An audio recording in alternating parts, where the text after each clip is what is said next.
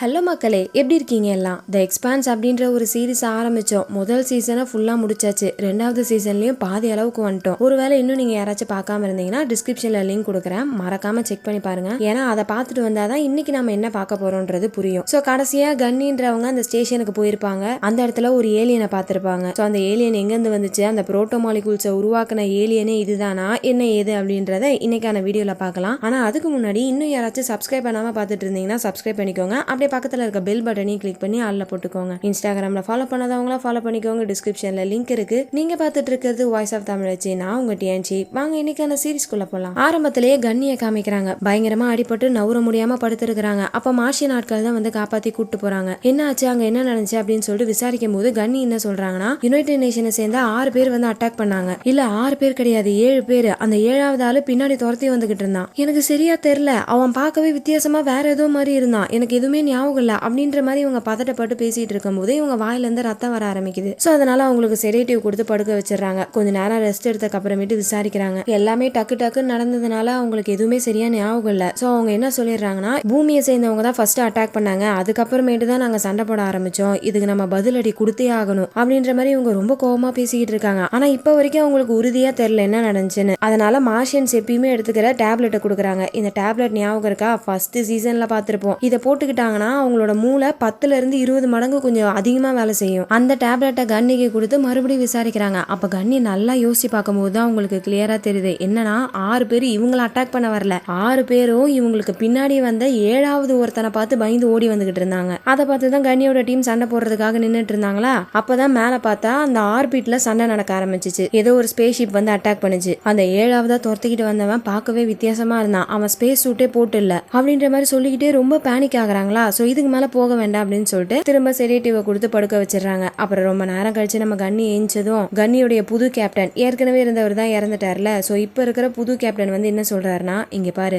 நீ மட்டும் இந்த விஷயத்த சொன்னா கண்டிப்பா பூமிக்கும் நம்மளுக்கும் நடுவுல போர் வந்துடும். அதனால நான் சொல்ற மாதிரி சொல்லு, நீங்க தான் ஃபர்ஸ்ட் அட்டாக் பண்ணீங்க, அதுக்கப்புறமேட்டு தான் பூமி ஆட்கள் அட்டாக் பண்ணாங்க, இந்த மாதிரி தான் சொல்லணும். பூமி நம்மள பேச்சுவார்த்தைக்காக கூப்பிட்டுருக்கு, அப்ப நீ இந்த விஷயத்த மட்டும் தான் சொல்லணும், வேற எதுவுமே சொல்லக்கூடாது, புரியுதா அப்படின்ற மாதிரி கன்னி கிட்ட சொல்றாங்க. அதுக்கப்புறமேட்டு கன்னி அப்புறம் அவங்களோட டீம் எல்லாருமே ஒரு சின்ன ஸ்பேஸ் ஷட்டில்ல பூமியை நோக்கி போறாங்க. இதுல நோட் பண்ண வேண்டிய விஷயம் என்னன்னா, மார்ஸ்ல இருக்கக்கூடிய கிராவிட்டியும் பூமியில இருக்கக்கூடிய கிராவிட்டியும் டிஃபரெண்டா இருக்கும். மார்ஸ்ல இத்தனை நாளா இருந்தவங்களால பூமியில அவ்வளவு சீக்கிரம் அடாப்ட் ஆக முடியாது. சோ அதுக்காக டேப்லெட் இன்ஜெக்ஷன்ஸ் எல்லாம் எடுத்துக்கிறாங்க. இதை போட்டா மட்டும்தான் பூமியில இருக்க முடியும். அதெல்லாம் போட்டுட்டு பூமியில வந்து லேண்ட் ஆகுறாங்க. வெளியே வந்ததும் நிறைய பேருக்கு தலை சுத்துது, ஒருத்தவன் வாந்தி எடுக்க ஆரம்பிச்சிடறான், கால் தரையிலேயே வைக்க முடியல, பயங்கரமா நடுங்குது. இதனால எப்படியோ மேனேஜ் பண்ணி உள்ள போயிடுறாங்க. பேச்சுவார்த்தை ஆரம்பிக்குது. பெரிய தலைகள் எல்லாம் ரொம்ப நேரம் பேசிட்டு அதுக்கப்புறம் ஸ்பாட்ல இருந்தது கன்னி தான், அவளை கூட்டு விசாரிக்கலாம் அப்படின்னு சொல்லிட்டு கன்னியை கூப்பிடுறாங்க. சொல்லி கொடுத்த மாதிரியே கன்னி பேசுறாங்க. யுனைடெட் நேஷன்ஸ், அதாவது பூமி ஆட்கள் வந்துகிட்டு இருந்தாங்க, அவங்க பார்டரை லைட்டா கிராஸ் பண்ணிட்டாங்கன்னு நினைச்சு நாங்க தான் ஃபர்ஸ்ட் அட்டாக் பண்ண ஆரம்பிச்சிட்டோம், எங்க மேலதான் தப்பு அப்படின்ற மாதிரி சொல்றாங்க. சரி,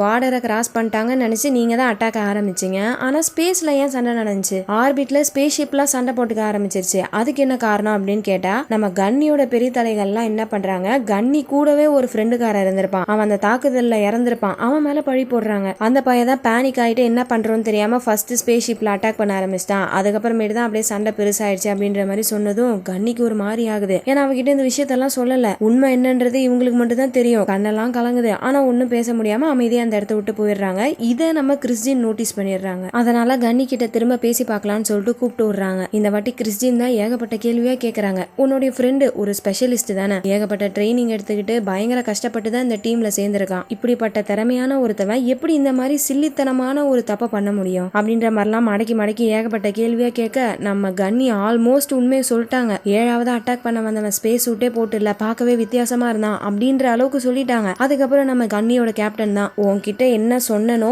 அதை மட்டும் செய் அப்படின்ற மாதிரி சொன்னதும் நம்ம கன்னி அப்படியே அந்த பேச்சை மாத்திட்டு, இல்ல மேடம், என்னோட ஃப்ரெண்டு தான் தாக்குதல் நடந்ததுனால பேனிக்ல இந்த மாதிரி பண்ணிட்டான் அப்படின்ற மாதிரி சொல்லிடுறாங்க. ஆனா கிறிஸ்டினுக்கு ஏதோ ஒண்ணு இடிக்குது, அங்க என்னமோ நடந்திருக்கு, கன்னி அதை சொல்லாம மறைக்கிறா அப்படின்னு சொல்லிட்டு இவங்க ஒரு யோசனையில உட்கார்ந்துட்டு இருக்கும் போது இந்த ஹெட் பையன் வரான். அவன் திடீர்னு நல்லவனா மாறிட்டான், எல்லா உண்மையும் சொல்லிடுறான். அதாவது அந்த ஹீரோ ஸ்டேஷன் வந்து பூமியில விழ வந்துச்சுல, அப்பவே பயலுக்கு பீதி ஆயிடுச்சு, இதுக்கு மேல நம்ம ஏதாச்சும் சொல்லாம இருந்தோம்னா கண்டிப்பா பூமியோட சேர்ந்து நம்மளும் செத்து போயிடுவோம்னு சொல்லிட்டு இவன் அப்படியே சரண்டர் ஆயிடுறான். இவனுக்கு தெரிஞ்ச அந்த புரோட்டோமாலிகூல்ஸோட டீடைல்ஸ் எல்லாத்தையுமே கிறிஸ்டின் கிட்ட கொடுத்துட்டான். இன்னொரு பக்கம் நம்ம கன்னிக்கு கடலை பார்க்கணும்னு ரொம்ப ஆசையா இருக்கு. அதனால இவங்க கேப்டன் கிட்ட கேக்குறாங்க. பட் கேப்டன் வந்து முடியாதுன்னு சொல்லிடுறாரு. பூமியில நம்ம உடம்பு அடாப்ட் ஆகிறதுக்கு பல மாசங்கள் ஆகும், அதுக்குள்ள நீ வெளியே போறேன்னு சொல்ற. அதெல்லாம் கிடையாது, உன்னை மார்ஸுக்கு கூட்டு போறதுக்கு அடுத்த ஸ்பேஸ்ஷிப் வந்துகிட்டு இருக்கு, ரெடியாரு அப்படின்ற மாதிரி சொல்லிட்டு போயிடுறாரு. ஆனா கன்னிக்கு ரொம்பவே ஆசையா இருக்கு. அடிக்கடி ஜன்னல் வழியா பாத்துக்கிட்டே இருக்காங்க. இதுக்கு மேல இவங்க பேச்ச கேட்டுட்டு இருந்தா நம்ம ஆசையை நம்மளால பண்ண முடியாதுடா அப்படின்னு சொல்லிட்டு பொறுமையா அந்த ஜன்னலுடைய ஸ்க்ரூ எல்லாத்தையுமே கழட்டி ஜன்னல் வழியாவே எஸ்கேப் ஆகி வெளியே வந்துடுறாங்க. கடலுக்கு வேற எப்படி போறதுன்னு தெரியல. அங்க இருக்கவங்க கிட்ட கொஞ்சம் கொஞ்சமா வழி கேட்டு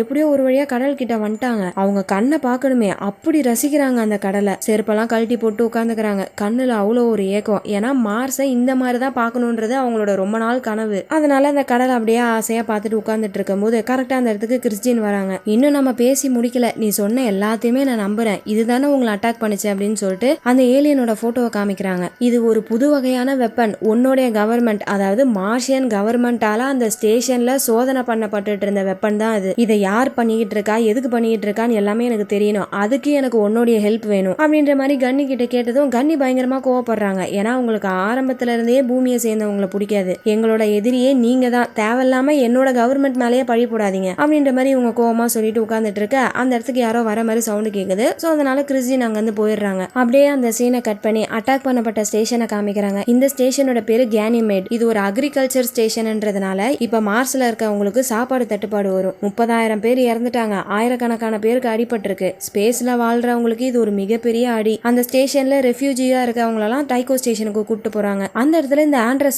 ஆண்டர்சனை எங்கேயோ பார்த்த மாதிரி இருக்கா. நம்ம ஃபவுண்டேஷன் அப்படின்னு ஒரு சீரீஸ் போட்டோம், நம்ம சேனல்ல ரெகுலரா ஃபாலோ பண்றவங்களுக்கு கண்டிப்பா அந்த சீரீஸ் தெரிஞ்சிருந்திருக்கும். அந்த சீரீஸ்ல வரவர் தான் இவரு. ஒருவேளை நீங்க இன்னும் அந்த சீரீஸை பார்க்கலனா அதுக்கான லிங்கையும் டிஸ்கிரிப்ஷன்ல கொடுக்குறேன், ஓகேவா? சோ இந்த ஆண்டர்சன் சீரீஸ்ல இருந்து இங்க வந்துட்டாரு. அங்க இருக்க அகதிகள் எல்லாரையும் கூப்பிடுறாரு, சீரீஸ் ஸ்டேஷனுக்கு வாங்க, நாங்க உங்களை பாத்துக்கிறோம், பத்திரமா பாத்துக்கிறோம் அப்படின்னு சொல்லிட்டு அவர் அங்க கூவி எல்லாரையும் கூட்டிட்டு இருக்காரு. இன்னொரு பக்கம் அந்த கார்ட்ன்ற சயின்டிஸ்ட், அவரு தலையில அந்த VR ஹெட்செட்டை போட்டுட்டு பயங்கரமா எதையோ தேடிக்கிட்டு இருக்காரு. என்ன தேடுறாருன்னு கேட்டா புரோட்டோ மாலிகூல்ஸ் இவர்கிட்ட பேச ட்ரை பண்ணிட்டு இருக்கான். அப்படின்னா என்ன அர்த்தம்? இன்னும் ஏதோ ஒரு இடத்துல அந்த புரோட்டோ மாலிகூல்ஸ் இருக்கு. இவங்க முழுசா அழிச்சிட்டதா நினைச்சாங்க, ஆனா இன்னுமே அந்த புரோட்டோ மாலிகூல்ஸ் ஏதோ ஒரு இடத்துல இருக்கு அப்படின்றதே உங்களுக்கு தெரிய வருது. அப்ப ஃப்ரெட் என்ன சொல்றாருன்னா, சப்போஸ் அந்த புரோட்டோ மாலிகூல்ஸ் இந்த கார்ட் கண்டுபிடிச்சிட்டானா அது மூலியமா நம்ம அந்த புரோட்டோ மாலிகூல்ஸை ரிசர்ச் பண்ணி அதை பத்தி கத்துக்கலாம் அப்படின்ற மாதிரி ஃப்ரெட் சொல்லிட்டு போறாரு. அடுத்து எல்லாரும் கொஞ்சம் லைட்டா ரெஸ்ட் எடுக்கிறாங்க. தூங்கிட்டு இருக்காங்களா, அப்ப ஏதோ ஒரு சவுண்ட் கேக்குது. ஹோல்டனுக்கு ஒரு சந்தேகம், கையில துப்பாக்கி எடுத்துட்டு வந்து பாக்குறாரு. பார்த்தா அந்த இடத்துல கார்ட்டையும் காணும், புரோட்டோ மாலிகூல்ஸோட டேட்டாஸையும் காணும். வேற யாரு, இந்த OPS இந்த ஆண்டர்சன் தான். கார்ட்டை கூப்பிட்டுக்கிட்டு அங்க இருந்து எஸ்கேப் ஆகி போறான். இங்க இருந்து இவர் ஸ்பேஸ் ஷிப்புக்கு போயிட்டு அதுக்கப்புறம் அந்த பையலை ஃபாலோ பண்ணணும்னா கண்டிப்பா அந்த பையன் இங்க இருந்து தப்பிச்சு போயிடுவான். ஷிப்ல இருக்கிறது நயோமியும் ஆலெக்ஸும் மட்டும்தான். சோ உடனடியா நீங்க அந்த ஷிப்பை ஃபாலோ பண்ணுங்க அப்படின்ற மாதிரி சொன்னதும் நயோமியும் அந்த ஷிப்பை ஃபாலோ பண்ணிட்டு போறாங்க. அவங்க ஷிப்ல தப்பிச்சு போயிடக்கூடாதுன்னு சொல்லிட்டு ஆலெக்ஸ் கரெக்டா அந்த ஷிப்போட இன்ஜினை தாக்குறாரு. அடுத்து பேக்கப்புக்கு இவங்க வெயிட் பண்ற ஒரு நிமிஷமும் கார்ட்டுக்கு ஆபத்து. ஆண்டர்சன் என்ன பண்ணுவான்னு தெரியல, மேபி கார்ட்டை கொலை பண்ண கூட வாய்ப்பு இருக்கு.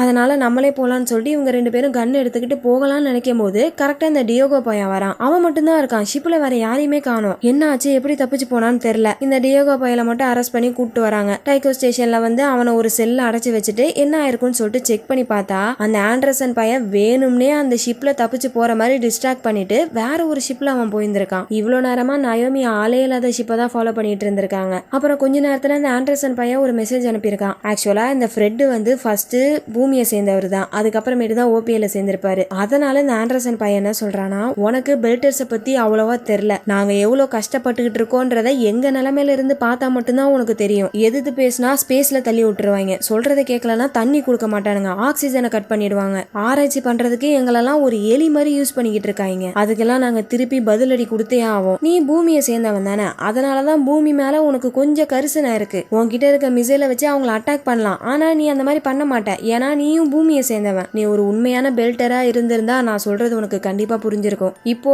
உன்னுடைய ரகசியம் எல்லாம் என்கிட்ட இருக்கு. ஹீரோஸோடயே சேர்த்து அந்த ரகசியத்தை அழிச்சிட்டதா நீ நினைச்சுக்கிட்டு இருக்க, ஆனா நான் இது எல்லாத்தையுமே பெல்டர்ஸ் கிட்ட சொல்ல போறேன், எல்லாருக்குமே இது தெரிஞ்சே ஆகணும் அப்படின்ற மாதிரி அந்த ஆண்டர்சன் பையன் ஒரு மெசேஜ் அனுப்பியிருக்கான். இன்னொரு பக்கம் அந்த கேனிமேட் ஸ்டேஷன்ல அகதிகளா இருக்க சில பேரை ஒரு ஷிப்ல காப்பாத்தி கூப்பிட்டு போறாங்க. அந்த ஷிப்ல எல்லாருமே கலந்துருக்காங்க. மார்ஸை சேர்ந்தவங்க, பூமியை சேர்ந்தவங்க, பெல்டர்ஸ், இவங்க எல்லாருமே இருக்காங்க. அவங்க எல்லாம் போறதுக்கு தயாரா இருங்க, அவங்களோட ஷிப்பு வரப்போகுது அப்படின்ற மாதிரி சொல்லிட்டு எல்லாருமே கூப்பிட்டு போறாங்க. ஆனா கூப்பிட்டு போனவங்க அப்படியே எல்லாருமே ஸ்பேஸ்ல தள்ளி விட்டு சாவடிச்சிடுறாங்க. ஏன்னா அவங்க எல்லாருமே பூமி அண்ட் மார்ஸை சேர்ந்தவங்க. உண்மையான பெல்டர்ஸை மட்டும்தான் அவங்க காப்பாத்திருக்காங்க. அதுல பார்த்தா ஒரே ஒரு ஆள் தான் இருக்காரு. இவரோட பேரு ப்ராக்சி. இவர் ஒரு பாட்டனிஸ்ட். இவரையும் காப்பாத்தி டைகோ ஸ்டேஷனுக்கு கூப்பிட்டு வராங்க. அந்த சைடு நம்ம ஹோல்டன் என்ன பண்றாரு, கார்ட் புரோட்டோ மாலிகூல்ஸ் இருந்ததா சிக்னல் கிடைச்சிருக்குன்னு சொன்னார்ல, அந்த சிக்னல் திரும்ப வேற ஏதாச்சும் இடத்துல இருக்கான்னு சொல்லிட்டு செக் பண்ணி பாக்குறாங்க. அப்போ இவங்களுக்கு ஒரு சிக்னல் கிடைக்குது. எங்கன்னா இந்த கேனிமேட் ஸ்டேஷன் இருக்குல்ல, அங்க எப்ப அட்டாக் நடந்துச்சோ அப்பதான் இந்த புரோட்டோ மாலிகுல்ஸோட சிக்னலும் கிடைச்சிருக்கு. உடனே இவங்க அந்த கார்ட்டை பத்தி ஃபர்ஸ்ட் தெரிஞ்சுக்கலாமேட்டு தேடி பாக்குறாங்க.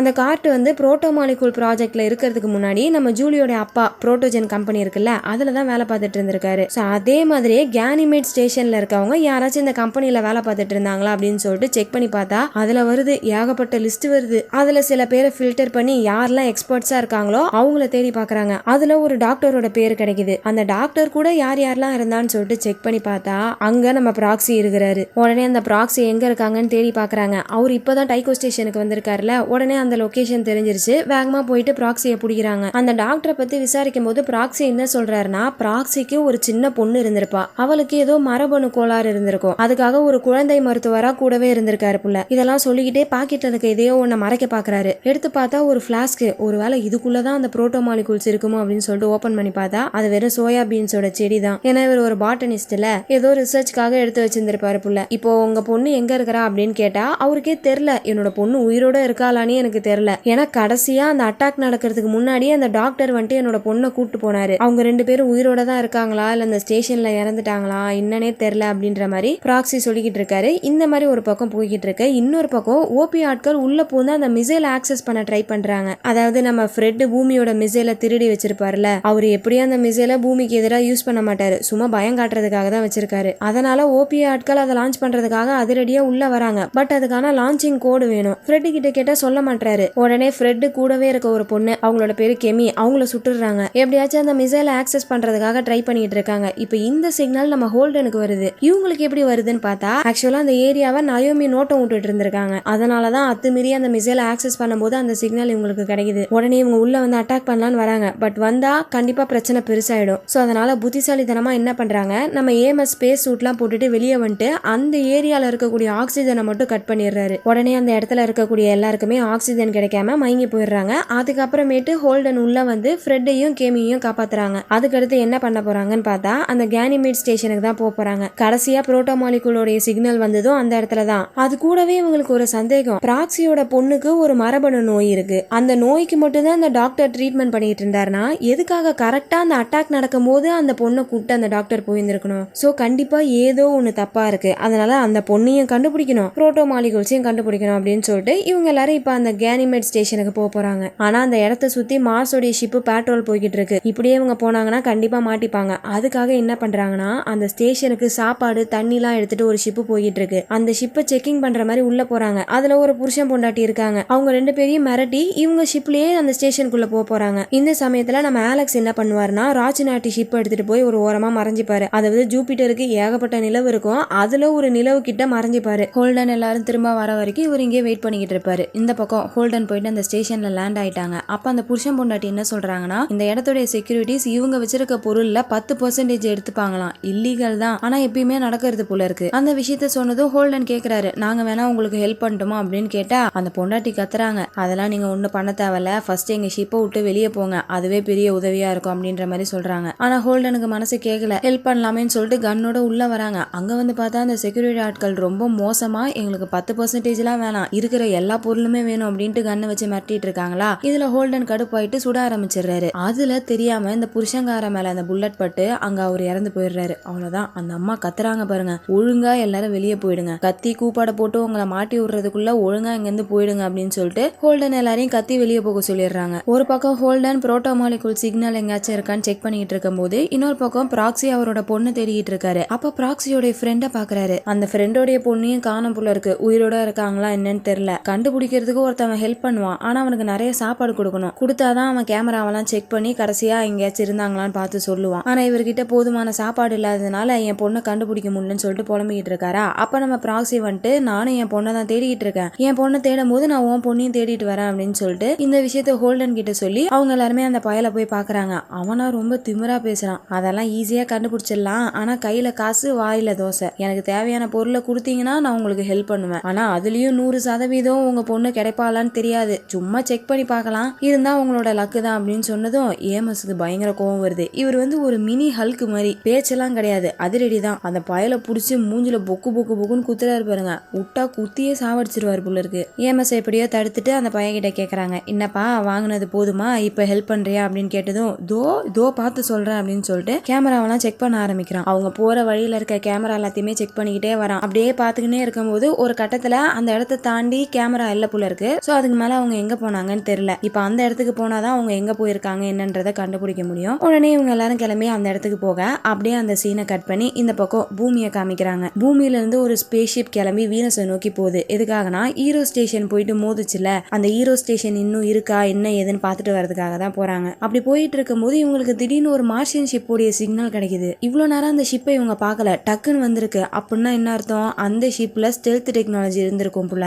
உடனே இவங்க அந்த ஷிப்புக்கு மெசேஜ் அனுப்புறாங்க. இந்த மாதிரி நாங்க ஒரு ரிசர்ச் பர்பஸ்க்காக தான் வந்திருக்கோம், எங்களை தடுக்க நினைச்சீங்கன்னா உங்க மேல நாங்க அட்டாக் பண்ணுவோம் அப்படின்ற மாதிரி சொன்னா அதுக்கு அந்த ஷிப்ல இருந்து எந்த ஒரு ரிப்ளையும் வரல. ஒருவேளை நம்மள வேவ் பார்த்துக்கிட்டு இருக்காங்களோ அப்படின்ற மாதிரி இவங்க பேசிட்டு இருக்கும் போது வீனஸ்ல இருந்து ஏதோ ஒரு சிக்னல் கிடைக்குது. அந்த சிக்னல் அப்படியே வாயை பொளந்து பாக்குறாங்க. பாருங்க என்ன ஆயிருக்குன்னா, ஹீரோ ஸ்டேஷன் போய் வீனஸ்ல மோதுச்சுல, அந்த இடத்துல ஒரு மிகப்பெரிய பள்ளம் உண்டாகி இருக்கு. அந்த பள்ளத்துக்கு மேல இருக்க அட்மாஸ்பியர்ல சில பயாலஜிக்கல் காம்பவுண்ட்ஸே இவங்களால பார்க்க முடியுது. இதுக்கு கண்டிப்பா வாய்ப்பே இல்ல, ஆனா இந்த மாதிரி ஆயிருக்கே அப்படின்னு சொல்லிட்டு தான் இவங்க எவ்வளவு ஷாக்ல பாத்துட்டு இருக்காங்க. அந்த ஷிப்ல கிறிஸ்டினோட ஃப்ரெண்டு ஒருத்தவர் இருக்காரு. அவர் இந்த விஷயத்த கிறிஸ்டினுக்கு சொன்னதும் அவங்க என்ன சொல்றாங்கன்னா, ஹீரோ ஸ்டேஷன் எல்லாத்தையுமே மாத்திருச்சு. எப்படி கேனிமி ஸ்டேஷன்ல சூட்டே இல்லாத ஒரு மனுஷன் இருக்கானோ அதே மாதிரி இந்த ஹீரோஸ் எல்லாத்தையுமே மாத்திக்கிட்டு இருக்கு அப்படின்ற மாதிரி இவங்க சொல்ல அப்படியே அந்த இடத்துல கட் பண்ணி எபிசோட் முடியுது. சோ இவங்க சொல்றதெல்லாம் வச்சு பார்த்தா நம்ம கன்னி பார்த்தது ஒரு ஏலியன் கிடையாது, அந்த புரோட்டோ மாலிகூல் தான் இப்படி டிரான்ஸ்ஃபார்ம் ஆகிருக்குன்னு நினைக்கிறேன். ஏற்கனவே ஹீரோ ஸ்டேஷன்ல பண்ண ரிசர்ச் மாதிரியே